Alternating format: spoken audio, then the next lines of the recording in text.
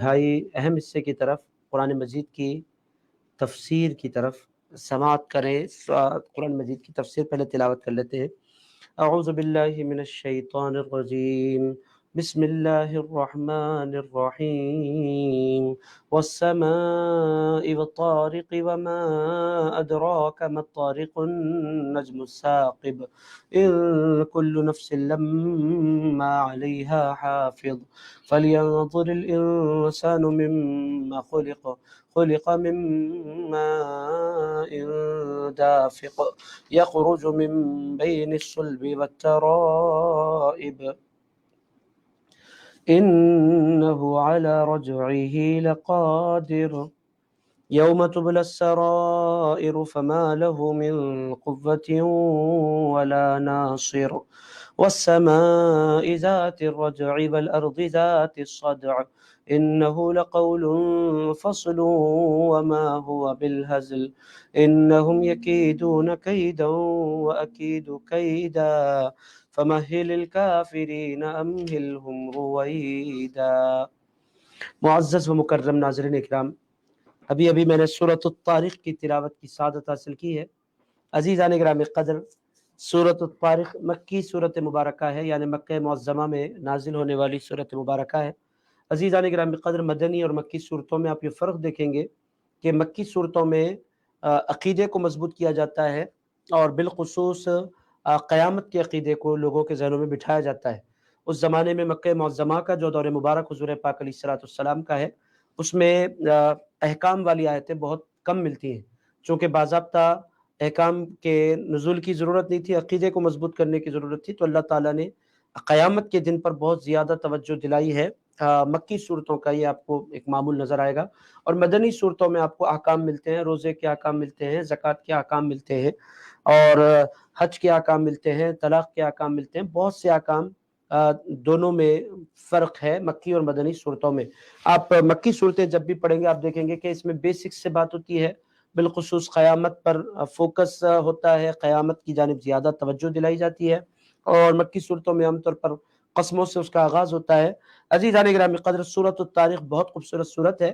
اللہ تعالیٰ نے اس میں سب سے پہلے ایک قسم بیان فرمائی ہے، پھر اس کے بعد اللہ تعالیٰ نے انسان کو اس کی تخلیق کی طرف توجہ دلائی ہے، پھر قیامت کا ذکر کیا ہے، اور پھر قرآن کا قول فیصل ہونا اس کا بیان فرمایا ہے، اور عزیزان گرامی قدر پھر مخالفین کی جو سازشیں ہوتی ہیں اس کا بیان کیا ہے، اور یہ سورہ مکمل ہوتا ہے۔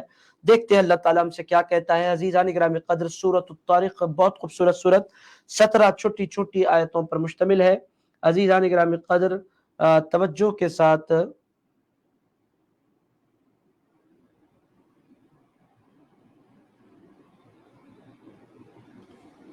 عزیزان گرامی قدر توجہ کے ساتھ سماعت فرمائیں۔ سورۃ الطارق، اللہ تعالیٰ ارشاد فرماتا ہے والسماء والطارق۔ اس میں اللہ تعالیٰ نے پہلی آیت میں دو قسمیں ارشاد فرمائی ہیں۔ والسماء، قسم ہے آسمان کی۔ عزیزان گرامی قدر، سماوات آسمانوں کو کہتے ہیں۔ والسماء، قسم ہے آسمان کی۔ والطارق، اور قسم ہے رات میں آنے والے تارے کی۔ عزیزان گرامی قدر، اللہ تعالیٰ نے اس میں ایک ساتھ کہ دو چیزوں کی قسمیں کھائیں، ایک آسمان کی قسم ارشاد فرمائی، دوسرے رات میں آنے والے کی قسم کھائی۔ رات میں کون آتا ہے وہ اللہ تعالیٰ نے اس کا آگے بیان فرمایا ہے۔ ایک دو آسمان تو بہت کلیئر ہے، آسمان کی قسم کھائی۔ عزیزان گرامی قدر، آسمان کی قسم اللہ رب العزت نے کیوں کھائی؟ اس میں بڑی حکمتیں ہیں۔ عزیزان گرامی قدر، اس کی ایک بہت بڑی وجہ یہ ہے کہ آسمان ہمیشہ ایسی چیز ہے جو کبھی چھپتا نہیں ہے، ہمیشہ ہماری آنکھوں کے سامنے رہتا ہے۔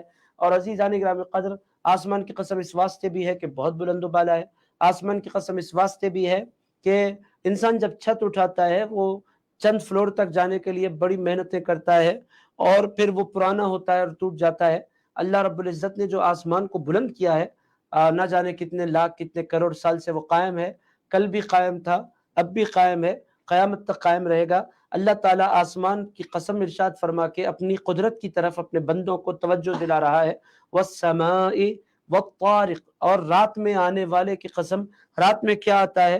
اللہ تعالیٰ فرماتا ہے، اللہ تعالیٰ نے دوسری آیت میں اس کو کوشچن کے طور پر بیان فرمایا، وما ادراک ما الطارق، ارشاد فرمایا آپ کیا جانے کہ وہ طارق کیا ہے، وہ رات میں آنے والا کیا ہے۔ طرق یطرق کا مطلب ہے کھٹکھٹانا، ٹو ناک سم تھنگ، ناک کرنے کو طرقہ کہتے ہیں۔ عزیزان گرامی قدر یہ رات میں آتا ہے کیا؟ اللہ تعالیٰ فرماتا ہے النجم الثاقب، یہ ایک چمکدار روشن ستارہ ہے جو رات میں آتا ہے۔ عزیزان گرامی قدر آپ بولیں گے اس کی قسم کیوں کھائی جا رہی ہے؟ عزیز دوستو رات میں جب یہ ستارہ آتا ہے تو ساری دنیا کو نظر آتا ہے، دنیا والے اس کو دیکھتے ہیں اور پھر وہ پوری دنیا اس کے سامنے رہتی ہے۔ اب یہ بات بولنے کے بعد اللہ تعالیٰ اس کا جواب دے رہا ہے ان کل نفس لما علیہا حافظ، ارشاد فرمایا کوئی جان ایسی نہیں ہے جس کی نگرانی کرنے والا موجود نہ ہو، کوئی جان ایسی نہیں ہے جس کی نگرانی کرنے والا موجود نہ ہو۔ اب آپ کو رابطہ سمجھ میں آئے گا کہ وہ ستارے کی قسم کیوں ہے، وہ آسمان کی قسم کیوں ہے، اور پھر اس کے ساتھ ساتھ اللہ تعالیٰ نے اس کے ساتھ ساتھ یہ کیوں بیان فرمایا ہے کہ ہر نفس پر اور ہر جان پر کوئی نہ کوئی حفاظت کرنے والا موجود ضرور ہے۔ عزیزان گرامی قدر یہ کیا بات ہے؟ تو یہ اس کو آپ یوں سمجھے کہ آسمان رہتا ہے اور ستارہ رات میں ظاہر ہو کر نگرانی کرتا ہے ایک معنی میں، اسی طرح اللہ تعالیٰ فرما رہا ہے کہ ہر ایمان والا اور ہر بندہ مومن، ایمان والا ہو، بے ایمان ہو، متقی ہو، گناہگار ہو، ہر شخص پر اللہ تعالیٰ نے کچھ فرشتوں کو مقرر فرمایا ہے جو اس کی حفاظت کرتے رہتے ہیں۔ عزیزان گرامی قدر حفاظت کس سے ہوتی ہے میرے دوستو؟ حفاظت حادثوں سے ہوتی ہے۔ عزیزان گرامی قدر حفاظت کس سے ہوتی ہے؟ حفاظت ایذا دینے والے جانوروں سے ہوتی ہے۔ عزیزان گرامی قدر حفاظت کس سے ہوتی ہے؟ آپ اور میں ذرا سوچیں، آج آپ بھی سوئے، میں بھی سویا، عزیزان گرامی قدر اگر چونٹی آ جائے اور کان کے اندر داخل ہو جائے، روکنے والا کون ہے؟ جب انسان سوتا ہے تو پوری طرح سے غافل ہو کر سوتا ہے، چونٹی کیوں کان کے اندر داخل نہیں ہوتی؟ کون ہے اس کی حفاظت فرمانے والا؟ عزیزان گرامی قدر یہ اللہ ہے جو حفاظت فرماتا ہے۔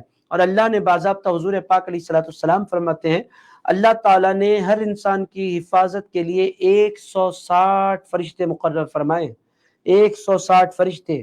اگر وہ فرشتے ہماری حفاظت کے لیے نہیں ہوتے تو ہم بچپنے میں مر جاتے۔ عزیزان گرامی قدر ہم نے بچپنے کی جو منزل طے کی ہے بغیر عقل کے، بغیر شعور کے، کوئی ہوش نہیں ہوتا بلندی کیا ہے پستی کیا ہے، ہم چلے جاتے ہیں مگر اچانک کوئی ایسا ہوتا ہے ہمیں روک دیتا ہے۔ آپ بولیں گے اگر ایسے فرشتے مقرر ہیں تو پھر ایکسیڈنٹ کیوں ہوتا ہے ہمارا؟ یہ بھی سوال بہت ویلڈ ہے اور یہ کوشچن آپ لوگوں کے ذہنوں میں قرآن کے سامع کی حیثیت سے یہ کوشچن ضرور اٹھنا چاہیے کہ جب فرشتے ہماری حفاظت کے لیے مقرر ہیں تو ہمارے ایکسیڈنٹ کیوں ہوتے ہیں؟ میں آپ کی خدمت میں دو باتیں عرض کرتا ہوں عزیزان گرامی قدر۔ پہلی بات تو یہ ہے کہ بہت سے حادثے ہونے کے باوجود بھی بال ہم کہتے ہیں بچ گیا، میں تو مرتے مرتے بچ گیا۔ یہ جو اچانک آپ مرتے مرتے بچ جاتے ہیں، اچانک گاڑی قریب تھی میں یوں مر جاتا، ذرے میں بچ کر نکل گیا، کیسے بچ گیا آپ؟ عزیزان گرامی قدر اس کا جواب یہ ہے کہ وہ فرشتوں کے ذریعے اللہ آپ کی حفاظت فرماتا ہے۔ اب آپ بولیں گے پھر وہ حادثوں میں مرنے والوں کا کیا ہے، ہڈیاں ٹوٹ جاتی ہیں بہت سی لوگوں کا، وہ کیا ہے؟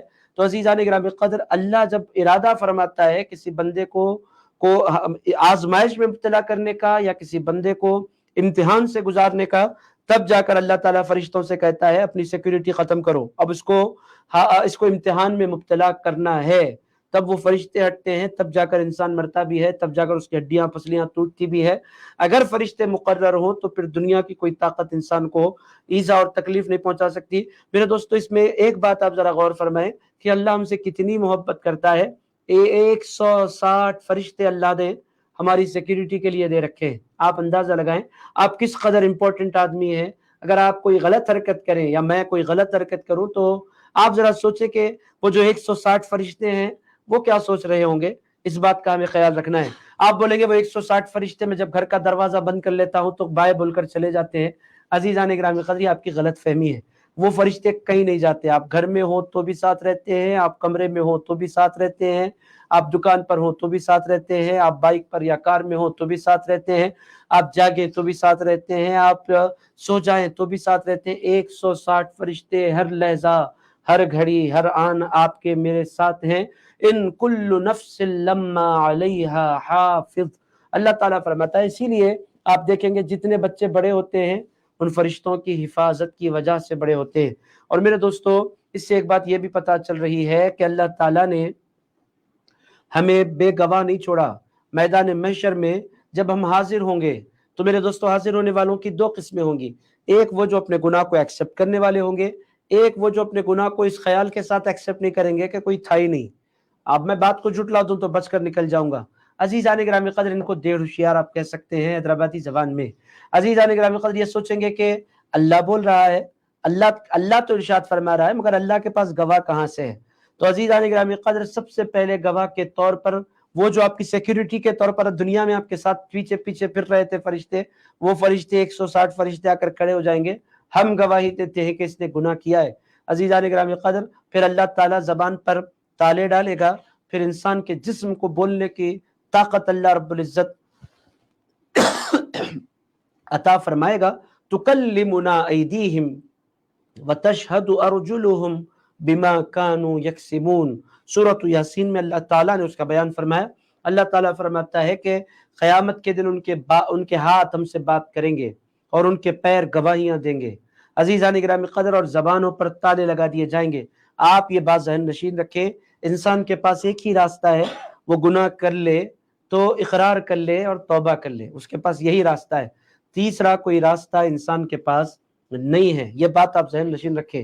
ہوشیاری تو انسان کو کرنا ہی نہیں چاہیے، اللہ کی بارگاہ میں اقرار کرنا چاہیے، مولا مجھ سے غلطی ہو گئی، مولا مجھ سے نافرمانی ہو گئی، مولا مجھ سے خطا ہو گئی، مولا مجھ سے بھول ہو گئی، اے اللہ تو معاف فرمانے والا ہے۔ یہ طریقہ ہے، اللہم انک عفو، اے اللہ تو معاف فرمانے والا، تحب العفو، معاف کرنے کو پسند فرمانے والا، فاعف عنی، اے اللہ مجھے معاف فرما دے۔ یہ طریقہ ہے۔ آپ بولیں گے میں معافی مانگ لوں تو کیا وہ 160 فرشتوں کا کیا ہوگا؟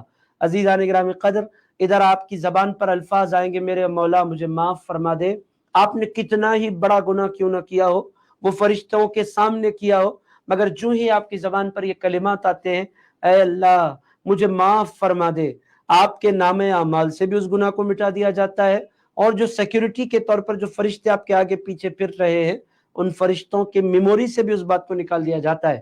وہ بھول ہی جاتے ہیں کہ کبھی آپ نے گناہ کیا ہے۔ کب ہوتا ہے یہ؟ تب آپ دل کی گہرائیوں سے اپنے گناہوں کی معافی مانگے۔ عزیزان گرامی قدر، یہ اب اس کی وضاحت اگر میں کروں تو بہت سی اس کی وضاحتیں بنتی ہیں۔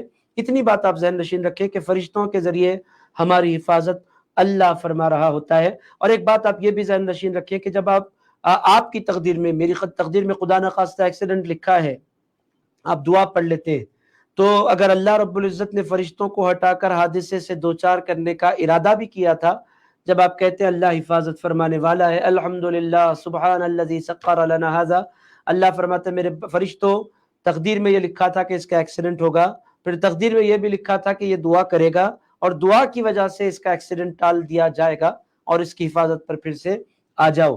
عزیزان گرامی قدر، آپ بولیں گے کار 150 کی سپیڈ پر بھاگ رہی ہو، کیا فرشتے آ سکتے ہیں؟ عزیزان گرامی قدر، فرشتوں کی رفتار 1000 کلومیٹر سے بھی زیادہ تیز ہوتی ہے، اندازہ آپ اور ہم نہیں لگا سکتے۔ عزیز دوستو، اس سے امپورٹنس بھی آپ سمجھیں کہ آپ کتنے بڑے آدمی ہیں۔ یہ کبھی آپ نے غور نہیں کیا کہ میں کتنا بڑا آدمی ہوں؟ 160 فرشتے آگے پیچھے کسی کے بھاگے، کتنا بڑا آدمی وہ ہوتا ہے۔ عزیزان گرامی قدر، انسان کو احساس نہیں ہے کہ میں کتنا امپورٹنٹ آدمی ہوں اس کائنات کا۔ 2-4 آدمی کسی کے پیچھے بھاگے تو لوگ کہتے ہیں کتنا بڑا آدمی جا رہا ہے، وقت کا ایم ایل اے ہے، آگے پیچھے گن مینز بھاگ رہے ہیں۔ عزیزان گرامی قدر، گن مینز ایم ایل اے کے، ایم پیز کے، منسٹرز کے پیچھے بھاگا کرتے ہیں، اور بحیثیت انسان کوئی پیدا ہو جایا کرتا ہے تو فرشتے اس کی سیکیورٹی کو آگے پیچھے بھاگا کرتے ہیں۔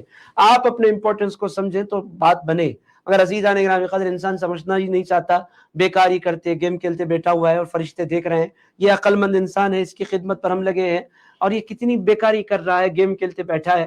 عزیزان گرامی قدر، یہ انسان ہے جس کی خدمت میں فرشتے مقرر کیے ہوئے ہیں، اور یہ انسان چھچورے مذاق کر رہا ہے اور ٹھٹا کر رہا ہے اور ایک دم نجی حرکتیں کر رہا ہے، فرشتے بولتے ہیں کیسے بندے کے ساتھ میں ہو گیا ہوں۔ عزیزان گرامی قدر، انسان کو حیا ہونی چاہیے اللہ کی، انسان کو حیا ہونی چاہیے فرشتوں کی۔ بہرحال عزیزان گرامی قدر، یہاں تک ایک بات ہو گئی، ایک پہلی آیت میں 2 قسمیں، پھر تاریخ کیا ہے اس کا بیان، النجم الثاقب چمکتا ستارہ اس کا بیان، 4 آیتیں مکمل ہو گئی، ایک حقیقت کو اللہ پاک نے بیان فرمایا۔ اس کے بعد کافر جو تھے، آج بھی کل بھی ہر زمانے میں ان کو ہمیشہ ڈاؤٹ آتا ہے کس بات پر؟ میں مرنے کے بعد اٹھایا کیسے جاؤں گا؟ میری ہڈی ہڈی جدا ہو جائے گی، ریزہ ریزہ میں بن جاؤں گا، پاؤڈر میں منتقل ہو جاؤں گا، میرے دانت ختم ہو جائیں گے، میرے بال ختم ہو جائیں گے، میں ہڈی ہو جاؤں گا اور بالکل ریزہ ریزہ ہو جاؤں گا، تو پھر مجھے کون اٹھائے گا؟ کیسے اٹھائے گا؟ یہ میری سمجھ میں نہیں آتا کہ انسان کو اللہ کیسے زندہ کرے گا؟ شیر کے کسی بندے کو شیر پھاڑ کر کھا جائے اور پھر وہ شیر کے جسم کا جز بن جائے اور پھر وہ ختم ہو جائے شیر بھی، تو انسان کیسے پھر بچ کر نکلے گا؟ کوئی بندہ جل جائے اور اس کی راکھ خاک میں تبدیل ہو جائے پھر وہ زندہ ہوگا، خاک کیسے زندہ ہوگی؟ کوئی بندہ پانی میں بہہ جائے اور پورا گھل جائے اور مچھلیاں اس کے الگ الگ الگ الگ مچھلیاں اس کے جسم کے ایک ایک حصے کو کھا جائیں، پھر اللہ کیسے زندہ فرمائے گا؟ عزیزان گرامی قدر، یہ سوال انسان کے ذہن میں بار بار آتا ہے، اور مومن کے ذہن میں نہیں آتا، جو ایمان نہیں لایا ہوا ہے اس کے ذہن میں بار بار مومن تو کہتا ہے اللہ اللہ ان اللہ علی کل شیء قدیر، اللہ ہر چیز پر قدرت رکھنے والا ہے، یہ تو ایمان والے کا عقیدہ ہے، مگر جو ایمان نہیں لاتا اس کو بہت یہ چیزیں کھٹکتی ہیں کہ کیسے اللہ رب العزت زندہ فرمائے گا؟ اللہ تعالیٰ اس انسان کو جواب دے رہا ہے، ذرا آپ جواب دینے کا انداز سنیں، اللہ کیا کہہ رہا ہے؟ آیت نمبر 5 اللہ پاک ارشاد فرماتا ہے فَلْيَنظُرِ الْإِنسَانُ مِمَّا خُلِقَ، انسان کو چاہیے کہ وہ دیکھے کہ اس کو اللہ نے کس چیز سے پیدا فرمایا ہے۔ اللہ تعالیٰ فرماتا ہے ساری باتیں نہ کرو، خود انسان ہو اور عقل مند انسان ہو اور شعور کی منزل میں آ گئے ہو، بچے ہو تو سمجھ میں نہیں آیا الگ ہے، شعور کی منزل میں داخل ہو گئے ہو، اتنا غور کرو کہ تم کیسے پیدا ہوئے، کیسے کس چیز سے اللہ نے تمہیں پیدا فرمایا۔ عزیزان گرامی قدر، اللہ تعالیٰ کی جانب سے سوال ہے فَلْيَنظُرِ الْإِنسَانُ مِمَّا خُلِقَ، انسان کو چاہیے کہ وہ دیکھے کہ کس چیز سے وہ پیدا کیا گیا۔ خُلِقَ مِن مَاءٍ دَافِقٍ، ارشاد فرمایا وہ اچھلنے والے پانی سے پیدا کیا گیا ہے۔ عزیزان گرامی قدر، انسان ماں اور باپ کے پانی سے پیدا ہوتا ہے، اللہ تعالیٰ نے اس کا بیان فرمایا خلق من ماء دافق۔ عزیز دوستو، یہ اللہ کا کلام ہے، اللہ انسان کی حقیقت کو اس پر آشکار اور واضح کر رہا ہے۔ اتنا غور کرو، ماں اور باپ کے مادہ تولید سے انسان پیدا ہوا، وہ تھا کیا؟ نجس پانی کے قطرات تھے، اور اس کے علاوہ کیا تھا؟ مگر ان ناپاک قطروں سے انسان کی شکل میں اللہ رب العزت نے ایک مکمل تصویر بنائی۔ آپ غور فرمائیں، پانی کے نجس قطروں کو لے کر اس کو تصویر دینا اور پھر اس کا پورا سراپا بنانا، یہ پانی سے کوئی چیز بنتی ہے؟ اللہ فرماتا ہے کوئی چیز نہیں بنتی، مگر اللہ بنانے پر آتا ہے تو پورا انسان بن جایا کرتا ہے۔ عزیزان گرامی قدر، یہ اللہ کی قدرت کا شاہکار ہے انسان۔ اللہ تعالیٰ نے ایسا خوبصورت جواب دیا، ارے نادانو، تم تو ذرات کی بات کرتے ہو، پانی کے قطرے کو لے کر ہم نے پورے انسان کو بنا دیا، اور بنایا تو بنایا کیسا؟ بال بھی بنائے، آنکھ بھی بنائی، پیشانی بھی بنائی، کان بھی بنائے، ناک بھی بنائی، ہونٹ بھی بنائے، دانت بھی بنائے، اور پھر پورا جسم اسٹرکچر بنایا، ظاہری اسٹرکچر کے ساتھ ساتھ پھر اندرونی پوری کائنات بنائی، جگر بھی کام کر رہا ہے، گردے بھی کام کر رہے ہیں، پھیپڑے بھی کام کر رہے ہیں، اتڑیاں بھی کام کر رہی ہیں، دل بھی پمپنگ کر رہا ہے، چھوٹی چھوٹی رگوں کے ذریعے خون کو دوڑایا جا رہا ہے، اور یہ پورے کا پورا نظام کس سے بنا؟ پانی کے نجس قطرے سے بنا۔ عزیزان گرامی قدر، اللہ فرما رہا ہے وہ اللہ جو پانی کے ایک نجس قطرے سے چلتا پھرتا پورا انسان بنا دے، ہڈیاں سننے لگ جائیں اور پھر آنکھ دیکھنے لگ جائے، دانت اور زبان گوشت کا ایک لوتھڑا بولنے لگ جائے، وہ اللہ جو ایسی خوبصورت تخلیق نجس پانی کے قطرے سے کر سکتا ہے، وہ اللہ اگر دوبارہ زندہ فرما دے تو اس میں حیرت کی بات کیا ہے؟ عزیزان گرامی قدر، اس میں اللہ تعالیٰ نے سائنٹیفک بھی کچھ باتیں بیان فرمائی۔ ارشاد فرمایا خلق من ماء دافق، انسان جو پیدا کیا گیا اچھلتے پانی سے پیدا کیا گیا، اس کے پیچھے بھی کچھ حقیقتیں ہیں۔ اس کے ساتھ ساتھ اللہ تعالیٰ ارشاد فرماتا ہے یخرج من بین الصلب والترائب، ارشاد فرمایا یہ پانی نکلتا کہاں سے ہے؟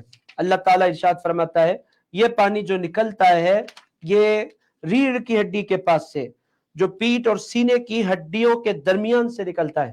عزیزان گرامی قدر، سینہ اور پیٹ کی ہڈیاں، ان دونوں کے درمیان سے یہ پانی نکلتا ہے، یہ اللہ تعالیٰ قرآن میں بیان فرما رہا ہے۔ اس پر بڑی بحثیں ہوتی ہیں، وہ پانی سینے میں نہیں ہوتا، پیٹ میں نہیں ہوتا، کچھ لوگ جستجو کرتے ہیں، مگر ان لوگوں کو اتنا نہیں پتا کہ جو پانی مادہ تولید ہے، وہ جو بنتا ہے، اس میں خون کا، اس میں جگر کا بھی حصہ ہوتا ہے، اس میں دل کا بھی حصہ ہوتا ہے، اور وہ پورے جسم کا ایسنس ہوتا ہے ایک معنی میں۔ عزیزان گرامی قدر، اللہ رب العزت چونکہ اللہ کا کلام ہے تو اللہ تعالیٰ اس کی اصل کی طرف اللہ تعالیٰ اشارہ فرما رہا ہے۔ یہ اللہ کا کلام ہے تو حجاب کے اندر باتیں ہوتی ہیں بہت خوبصورتی کے ساتھ۔ وہ بنتا کہاں ہے؟ اللہ تعالیٰ فرماتا ہے سینہ اور پیٹ کی ہڈیوں کے درمیان سے وہ پانی نکلتا ہے۔ میرے دوستو، سائنٹیفک یہ بات ثابت ہو چکی ہے، پروف ہو چکی ہے۔ عزیز دوستو، آپ سوچ رہے ہوں گے کہ یہ اللہ کا کلام ہے تو اللہ نے ایسا کیوں بیان فرمایا؟ اس واسطے بیان فرمایا تاکہ انسان اپنی حقیقت کو جانے، انسان اپنے آپ کو پہچانے، اور انسان اپنے پروردگار کی تخلیق کو ایکسپٹ کرے۔ انسان یہ بولے هو الذی یصورکم فی الارحام کیف یشاء، وہی اللہ ہے جس نے تمہاری ماؤں کے پیٹوں کے اندر تمہاری خوبصورت صورتیں بنائی، کیف یشاء، جس کو جیسا چاہا اس نے بنایا۔ لا الہ الا هو العزیز الحکیم، وہی، اس کے علاوہ کوئی عبادت کے لائق نہیں ہے۔ وہ غلبے والا بھی ہے، وہ حکمت والا بھی ہے۔ بچہ کس کو بنانا ہے وہ جانتا ہے، بیٹی کس کو بنانا ہے وہ جانتا ہے، طاقتور کس کو بنانا ہے وہ جانتا ہے، کمزور کس کو بنانا ہے وہ جانتا ہے، صحت مند کون ہو وہ جانتا ہے، اور بیمار کون ہو وہ جانتا ہے۔ بناتا بھی ہے تو کیسے بناتا ہے؟ عزیزان گرامی قدر، پانی کے نجس قطرات سے ایک انسان کی پوری کائنات کو اللہ رب العزت کھڑا کر دیتا ہے۔ عزیزان گرامی قدر، یہ ساری چیزیں غور کرنے لائق ہیں۔ عزیزان گرامی قدر، یہ ساری چیزیں غور کرنے لائق ہیں۔ جب بھی آپ غور کریں گے یہی آپ بولیں گے سبحان اللہ۔ عزیزان گرامی قدر، اللہ تعالیٰ کیسے بناتا ہے یہ آیت مبارکہ ضرور میں آپ کو سنانا چاہوں گا۔ اللہ تعالیٰ نے اس میں بہت خوبصورت انداز میں انسان کی تخلیق کا بیان فرمایا۔ اللہ تعالیٰ فرماتا ہے یخلقکم فی بطون امہاتکم خلقا من بعد خلق فی ظلمات ثلاث، ارشاد فرمایا وہ تمہیں پیدا فرماتا ہے تمہاری ماؤں کے پیٹ میں، خلقا من بعد خلق، درجہ بدرجہ ہو، پہلے بنتا ہے چبائے ہوئے گوشت کی طرح بنتا ہے، پھر اس پر ہڈیاں جائن ہوتی ہیں، پھر ہڈیوں پر گوشت چڑھتا ہے، اور پھر جسم کے اعضاء بننے لگتے ہیں۔ اور یہ سب کچھ کہاں ہوتا ہے؟ روشنی کے درمیان نہیں ہوتا، یہ 3 اندھیروں کے اندر ہوتا ہے، 3 اندھیروں کے اندر ہوتا ہے۔ کسی بھی آرٹسٹ کا قلم اندھیرے میں کام نہیں کر سکتا، یہ مولا کی تخلیق ہے۔ 3 اندھیروں کے اندر، جہاں آنکھ بننی ہے آنکھ بنتی ہے، ناک بننی ہے ناک بنتی ہے، ہونٹ بننے ہیں ہونٹ بنتے ہیں، کان بننے ہیں کان بنتے ہیں۔ عزیزان گرامی قدر، چھوٹے چھوٹے ناخن تک اللہ ترشواتا ہے ماں کے پیٹ میں انسان کے۔ ارشاد فرماتا ہے ذالکم اللہ ربکم، وہ ہے تمہارا اللہ، لہ الملک، بادشاہت اسی کے لیے ہے۔ عزیزان گرامی قدر، اگر انسان غور کرنے پر بیٹھے، قرآن کھول کر بیٹھے، تو عزیزان گرامی قدر انسان بس یہی کہنے پر مجبور ہو جاتا ہے سبحان اللہ، فتبارک اللہ احسن الخالقین، بڑی بابرکت ہے وہ ذات جو سب سے خوبصورت بنانے والی ہے۔ اور میرے دوستو، انسان کو دیکھے، انسان کے علاوہ لاکھوں کروڑوں اربوں خربوں مخلوقات اس نے بنا رکھی ہیں۔ وہ مچھر کے چھوٹے سے انڈے کے اندر پھر مچھروں کو پیدا فرماتا ہے، مکھیوں کو پیدا فرماتا ہے۔ عزیزان گرامی قدر، اگر آپ غور کرنے بیٹھے ہیں آپ کا میرا دماغ چکرا جائے گا، اتنی بڑی کائنات اور ہزاروں لاکھوں اربوں خربوں مخلوقات۔ عزیزان گرامی قدر، یہ ہے اللہ۔ اللہ فرماتا ہے نادن تو ہے کیا؟ میں دوبارہ پیدا کیسے ہو سکتا؟ ارے تو ہے کیا؟ تجھ جیسے اربوں خربوں چیزوں کو ہم نے پیدا کر دیا ہے، تجھے پیدا کر دے تو اس میں حیرت کی بات ہے کیا؟ عزیزان گرامی قدر، یہ ہے اللہ رب العزت کا انداز۔ اس کے بعد اللہ تعالیٰ فرماتا ہے انہ علی رجعہ لقادر، جو پہلی مرتبہ بنانے والا ہے دوبارہ اس کے لوٹانے پر بھی قادر ہے۔ میرے دوستو، یہ آیت مبارکہ آپ یاد رکھیں، یہ آیت مبارکہ کسی چیز کے گم ہو جانے پر اگر آپ پڑھیں گے تو وہ چیز پلٹ کر آپ کو مل جایا کرے گی۔ اگر آپ کی قسمت میں ہے تو پکڑے نہیں مجھے۔ عزیزان گرامی قدر، آپ کی قسمت میں کوئی چیز نہیں ہے تو میں ذمہ دار نہیں، مگر کوئی چیز گم ہو جائے، آپ کی قسمت میں ہے کہ وہ مل جائے گی، تو یہ آیت مبارکہ اس کے لیے اکسیر ہے انہو علی رجعہ لقادر. کسی کے بچے گم ہو جاتے ہیں، رشتہ دار گم ہو جاتے ہیں، بہت سی مرتبہ بہت سی چیزیں آپ کسی مقام پر رکھ کر بھول جاتے ہیں اور آپ کو اس کی ضرورت ہوتی ہے شدت کے ساتھ، تو آپ کو کیا چاہیے؟ درود پڑھے یا آیت مبارکہ پڑھے. انہو علی رجعہ لقادر، بے شک وہ اس کے لوٹانے پر قدرت رکھتا ہے. عزیزان گرامی قدر، یہ 8 آیتیں مکمل ہو گئی اور 9 آیتیں باقی ہیں. تیزی سے میں عرض کرتا ہوں. پھر اللہ تعالیٰ قیامت کا بیان فرما رہا ہے. قیامت کیسا دن ہے؟ تبل السرائر، قیامت چھپے ہوئے باتوں کو ظاہر کر دینے والا دن ہے. عزیزان گرامی قدر، قیامت کی رسوائیوں میں حضرت پیران پیر غوث الاعظم دستگیر جو ولیوں کے سردار ہیں، بڑے پیر غوث الاعظم دستگیر ایک مقام پر عرض کرتے ہیں، پروردگار اگر میرا امتحان تو لینا چاہتا ہے تو اے پروردگار میرے سرکار کے سامنے نہ لے. عزیزان گرامی قدر، جبکہ زندگی کا ایک ایک برق روشن ہے، ایک ایک دن صبح مبارک ہے، مگر عزیزان گرامی قدر اس کے باوجود بھی اللہ سے خوف کا عالم یہ ہے، اللہ سے خشیت کا عالم یہ ہے. قیامت کا جو دن ہوگا وہ رازوں کے ظاہر ہو جانے کا دن ہوگا. باضابطہ اسکرین لگے گا اور پوری زندگی انسان کی چلا دی جائے گی. انبیاء بھی ہوں گے، اولیاء بھی ہوں گے، صلحاء بھی ہوں گے، متقین بھی ہوں گے، کافر بھی ہوں گے. میرے دوستو اندازہ لگائیں کس قدر بڑی رسوائی ہوگی. انسان کو ہمیشہ اللہ سے کہتے رہنا چاہیے، میرے اللہ بغیر حساب کتاب کے جنت دے دے. اگر تو حساب لے اور اگر تو اسکرین چلا دے تو مولا میں تو تباہ ہو گیا، میں تو برباد ہو گیا، میں تو ہلاک ہو گیا، میری تو عزتیں ختم ہو گئی مولا. عزیزان گرامی قدر، انسان کو ڈرتے رہنا چاہیے. اللہ فرماتا ہے یوم تبلی السرائر، دنیا میں کیا کرتا ہے انسان کا کوئی راز ظاہر ہونے لگتا ہے تو انسان انفلوئنس لگا کر اس راز کو مٹانے کی کوشش کرتا ہے. کوئی چیز پکڑ میں آ جائے، انسان اپنی طاقت، اپنے دوست، اپنے رشتہ دار اور اپنے متعلقین اور اپنی طاقت اور اپنا پیسہ اور اپنے انفلوئنس کے ذریعے کسی چیز کو، کسی ریکارڈ کو مٹانا چاہے تو مٹانے کی کوشش کرتا ہے.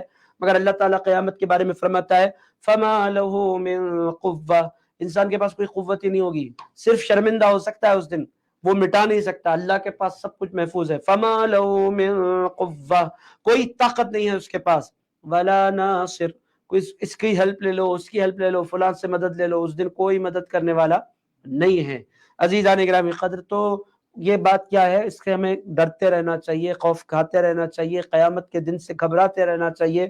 عزیزان گرامی قدر، اللہ سے التجائیں کرتے رہنا چاہیے، مولا قیامت کی رسوائیوں سے بچا، اے پروردگار قیامت کے دن رسوا ہونے سے بچا.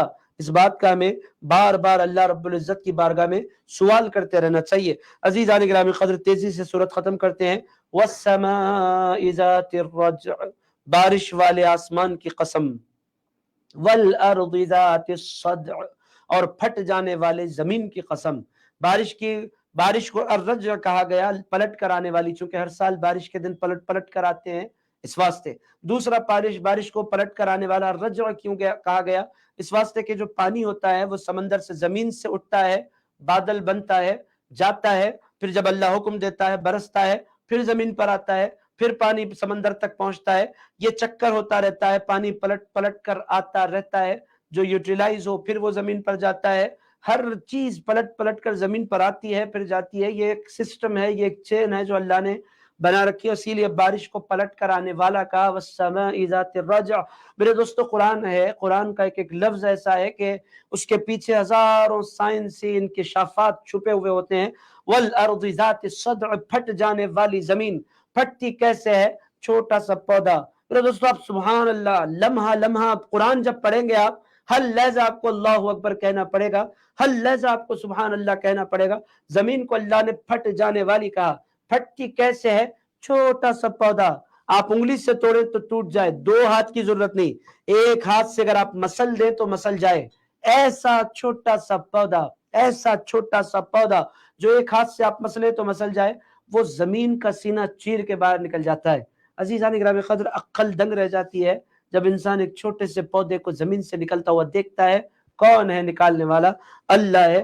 وَالْأَرْضِ ذَاتِ الصَّدْعِ، اور قسم ہے زمین کی جو پھٹ جانے والی ہے. إِنَّهُ لَقَوْلٌ فَصْلٌ، یہ قسمیں کھانے کے بعد اللہ فرما رہا ہے کہ یہ جو قول ہے قرآن، یہ حتمی بات ہے. قرآن کی کوئی بات آج تک اس کے خلاف نہ چیلنج کیا جا سکا ہے، نہ صبح قیامت تک چیلنج کیا جا سکتا ہے. انسانی عقل اگر غلطی پر ہو تو، اگر کوئی بات قرآن سے ٹکرا جائے، اگر کوئی ایکسپیرینس انسان کا قرآن کے خلاف جائے تو عزیزان گرامی قدر یہی کہنا پڑتا ہے کہ انسان کا ایکسپیرینس غلط ہے، اللہ کا کلام غلط نہیں ہے۔ عزیزان گرامی قدر اللہ کا کلام برحق، انہ لقول فصل، بے شک وہ قول فیصل ہے، حتمی بات ہے، حتمی آخری بات جس کو کہتے ہیں، اس سے ہٹ کے کوئی بات ہو ہی نہیں سکتی، جس کو ہم قرآن کہتے ہیں انہ لقول فصل، فیصلہ کن بات ہے قرآن۔ وما ہوا بالہزل، پڑھنے والے اس کو، سننے والے پڑھنے والے اس کو لائٹ نہ لے، یہ کوئی کھیل کود نہیں ہے، یہ کوئی مذاق کی بات نہیں۔ عزیزان گرامی قدر آخری 2-3 آیتیں رہ گئی ہیں، میں تیزی سے ختم کرتا ہوں۔ اللہ تعالیٰ فرماتا ہے انہم یکیدون کیدا، وہ اپنی سازشیں کر رہے ہیں۔ کون؟ جو اسلام لائے ہوئے نہیں ہیں۔ کس کے خلاف سازشیں کر رہے ہیں؟ ایمان والوں کے خلاف۔ کل بھی سازشیں جاری تھی، آج بھی سازشیں جاری ہیں۔ انہم یکیدون کیدا، وہ لوگ اپنے قید کر رہے ہیں، اپنی پلاننگ کر رہے ہیں، اپنی تدبیریں کر رہے ہیں، وہ اپنی پلاننگ کے ذریعے مٹا دینا چاہتے ہیں اسلام کو، ایمان کو، مسلمانوں کو، اللہ تعالیٰ ایمان والوں کو۔ آج بھی آپ ہندوستان کے حالات میں جب دیکھتے ہیں تو کبھی کبھی خوف ہونے لگتا ہے کہ حالات کیا ہوں گے، کیسا ہوگا۔ اللہ تعالیٰ اس کا جواب دیتا ہے انہم یکیدون کیدا، وہ اپنی پلاننگز کرتے ہیں، وَأَكِيدُ كَيْدًا، اور ہم اپنی خفیہ تدبیر کرنے والے ہیں۔ اے میرے بندو تم بے سہارا نہیں ہو، اکید کیدا، تمہارے تعلق سے ہم اپنا پلان بنائے ہوئے ہیں، تم ڈرو نہیں، گھبراؤ نہیں۔ اس کے بعد اللہ تعالیٰ اپنے حبیب سے کہتا ہے فَمَهِّلِ الْكَافِرِينَ، اے میرے مصطفیٰ جو کافر ہیں ان کو تھوڑی سی مہلت آپ دے دیجئے، آپ اگر بولے تو ابھی تباہ کر دوں، مگر میرے حبیب ان کو دنیا ہے، وہ جی لینے دو ان کو، اگر آپ بولے تو مار دیتا ہوں، ختم کر دیتا ہوں، مٹا دیتا ہوں۔ اور میرے مصطفیٰ امہلہم رویدا، ان کو ان کے حال پر چھوڑ دو میرے حبیب، اگر آپ سیریس ہو جائیں گے تو پھر وہ مٹ جائیں گے۔ اے میرے مصطفیٰ آپ ناراض نہ ہو، وہ سازشیں کر رہے ہیں، تھوڑا سا جی لینے کا ان کو بھی موقع دو، حکومتیں ہیں تھوڑے دن جی لیں گے، جی لینے دو میرے حبیب، مگر آپ اس بات پر یقین رکھیں کہ آپ کے تعلق سے اور آپ کی حفاظت کی خاطر، آپ کے دین کی حفاظت کی خاطر میں موجود ہوں۔ اکید قیدا، میں پلان کر رہا ہوں، اور میرا پلان اور میرا جو بنایا ہوا نقشہ ہے وہ ثابت ہو کر رہتا ہے۔ عزیزان گرامی قدر یہاں سے ایمان والوں کو ان آیتوں سے بڑی ڈھارس ملتی ہے، بڑی ہمت ملتی ہے، بڑی طاقت ملتی ہے کہ میرا اللہ میرے ساتھ ہے، میرا اللہ میرے ساتھ ہے۔ عزیزان گرامی قدر یہ ہے سورۃ الطارق، جس کا مختصر سا ترجمہ اور تشریح آپ حضرات نے سماعت کی ہے۔ میرے دوستو قرآن کی ہر صورت ایسی ہے کہ آپ قربان ہو جائیں۔ عزیزان گرامی قدر آپ کے ایمان کو مضبوط کرنے والی، مگر افسوس سے کہنا پڑتا ہے کہ نوجوان کل بھی قرآن سے دور تھے، اب بھی قرآن سے دور ہے۔ نوجوان میں ناظرین سے گزارش کروں گا، میرا تو ارادہ تھا کہ آن لائن کوئی پروگرام تفسیر کا ہر روز ہو اور نوجوان اس میں شریک ہوں، مگر جذبہ ہی ہمارے نوجوانوں کے پاس نہیں۔ یہ رمضان کی برکتیں ہیں کہ 250-300 لوگ جڑتے ہیں، ورنہ رمضان جائے تو کوئی سننے کے لیے ہی تیار نہیں۔ اگر سننے والے مجھے مل جائیں تو میں روزانہ قرآن لے کر بیٹھوں، روزانہ قرآن سناؤں۔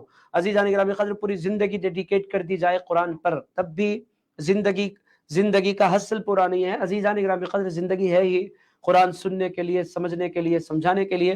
بہرحال عزیزان گرامی قدر واقعی اگر ساتھ دینے والے مل جاتے تو میں آپ کی خدمت میں عرض کرتا، اگر 500 لوگ بھی مجھے مل جاتے تو میں روزانہ قرآن لے کر بیٹھ جاتا اور روزانہ ان کو قرآن سناتا، مگر کوئی سننے والا ہی نہیں ملتا۔ کس سے گلہ کیا جائے، کس سے شکوہ کیا جائے؟ بہرحال عزیزان